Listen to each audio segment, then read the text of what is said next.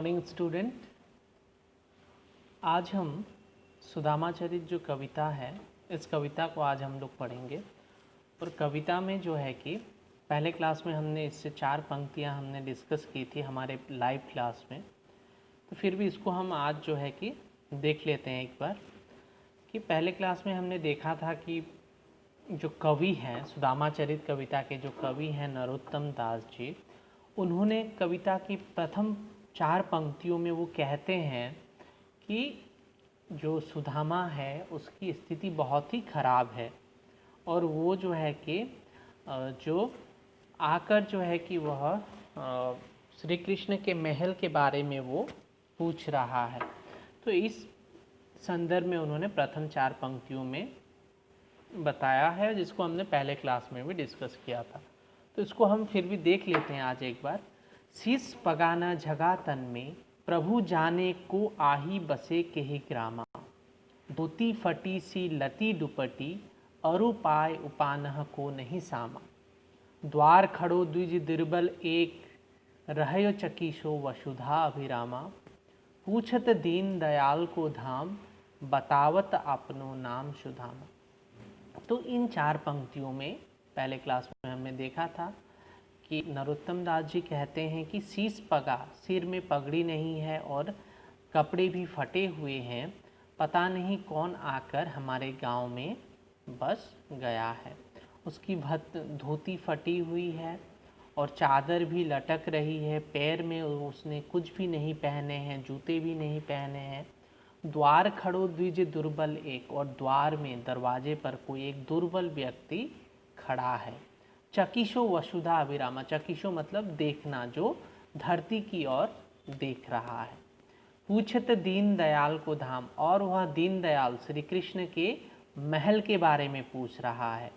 बतावत आपनो नाम सुदामा, और वह अपना नाम क्या बता रहा है? वह अपना नाम सुदामा बता रहा है।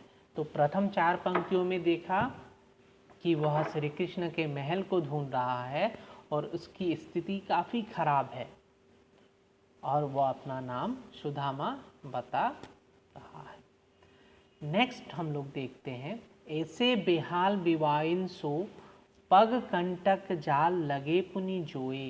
हाय महादुख पायो सखा, तुम आए इते न किते दिन खोए।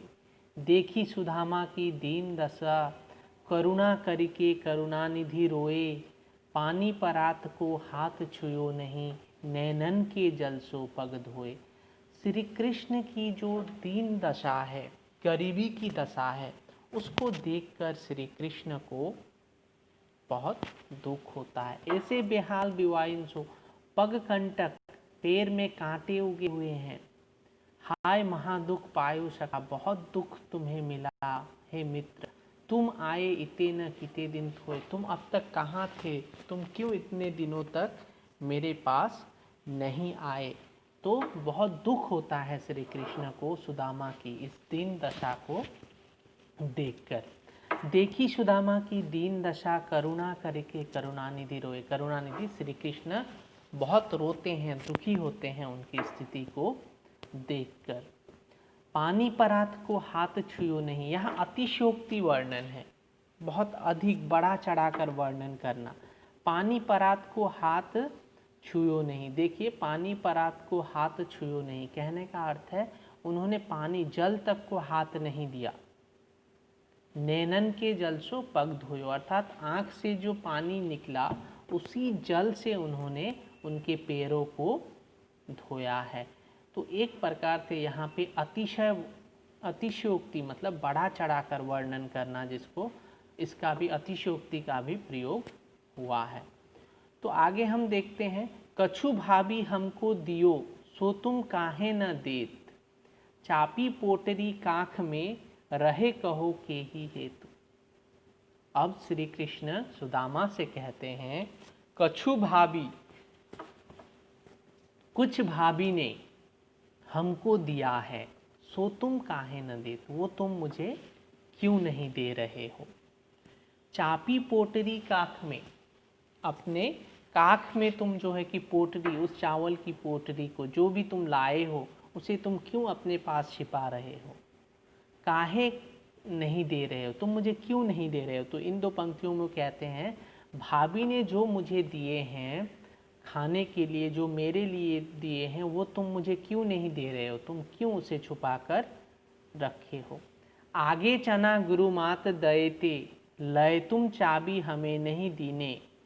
श्याम कहयो मुस्काय सुदामा सो, चोरी की बान में होजू प्रवीणे। पोटरी काख में चापी रहे, तुम खोलत नाही सुधारस भीने। पाछिली बानी अजीन तजो तुम, तेसे भाभी के तंदुल कीन्हे। तो देखो यहाँ पे कहने का अर्थ है, आगे चना गुरु मात दए, लय तुम चाबी हमें न दीने। श्याम कहयो मुस्काय सुदामा सो, चोरी के बान में हो जो प्रवीणे। तो कहने का अर्थ है, देखो पहले भी क्या होता था कि सुदामा से, इसी तरह श्री कृष्ण से सुदामा जो है कि कह रहे हैं कि आगे चना गुरु माता भी पहले हमें चने देती थी। लय तुम चाबी हमें न दीने, तुम ले लेते थे और तुम मुझे नहीं देते थे। श्याम कहयो मुस्काय सुदामा सो, मुस्कुराते हुए श्याम श्री कृष्ण से, श्याम जो है श्री कृष्ण सुदामा से कहते हैं, चोरी के बान में होजू तो प्रवीण, चोरी के बान में तुम पहले से ही प्रवीण हो। पोटरी काख में चापी रहे तुम, खोलत नाही सुधारस भीने। तुम इस तरह से उस पोटरी को छिपा रहे हो जैसे वह कोई अमृत हो। पिछली बानी अजो न तजो तुम, तेसे भाभी के तंदुल कीने। तुम पिछली आदत तुमने अभी तक नहीं छोड़े हैं, जिस प्रकार उसी प्रकार तुम भाभी के इन, जो भाभी ने जो मेरे लिए दिए हैं उसके साथ भी तुम वही कर रहे हो। तो अभी तक हमने इस पेज में देखा कि एक बालक व्यक्ति जो है जिसकी स्थिति काफ़ी दयनीय है, सिर में पगड़ी नहीं है और पहनने के लिए पैरों में उसके जूते नहीं हैं, वह गांव में आया हुआ है और वह श्री कृष्ण के महल के बारे में पूछ रहा है। श्री कृष्ण जैसे ही देखते हैं उसको तो उन्हें बहुत दुख होता है, पैरों में कांटे उग आए हैं और जो है कि वो कहते हैं कि तुम इतने दिन तो कहाँ थे, तुम पहले क्यों नहीं आए। उनकी दशा को देखकर उन्हें बहुत दुख होता है और वो कहते हैं करुणा करके करुणानिधि रोए। वो बहुत दुखी होते हैं और रोते हैं और उनके आँख से जो आंसू निकलते हैं उन्हीं से श्री कृष्ण के पैर, जो सुदामा के पैर धुल जाते हैं। फिर श्री कृष्ण सुदामा से कहते हैं कि तुमने, भाभी ने मुझे जो खाने के लिए दिया था वो तुम मुझे क्यों नहीं दे रहे हो। आगे भी तुमने मेरे साथ ऐसा ही किया है, जब गुरु माता हमें खाने के लिए देती, जब हम आश्रम में थे तब भी तुम मुझे नहीं देते थे। तुम तो पहले से ही चोरी में तुम बहुत निपुण हो। पोटरी काख में चापी रहे तुम पोटरी जो भाभी से लाए हो, जो पोटरी वो तुम अपने पास छिपाए हुए हो, वो मुझे नहीं दे रहे हो। ऐसा लग रहा है मानो तुम कोई उसमें सुधारस भी नहीं, कोई अमृत छिपा लिया है। पाछिली बानी अजो न तजो तुम, पिछली आदत तुम अभी तक नहीं छोड़े हो। तेसे ही भाभी के तंदुल कीने, तुम अभी तरह भाभी ने दिए हुए जो चावल के दाने हैं उसके साथ भी तुम उसी तरह कर रहे हो, तुमने पिछली आदत को अभी तक नहीं छोड़ा है। तो इस फर्स्ट पेज को आप लोग जो है कि घर में पढ़िए और इसको अभ्यास कीजिए।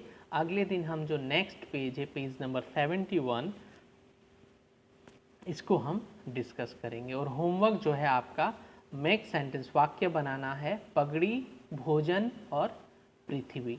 इसको गूगल क्लासरूम में अपलोड किया जाएगा, आप वहीं से इसे लिखिए। Thank you.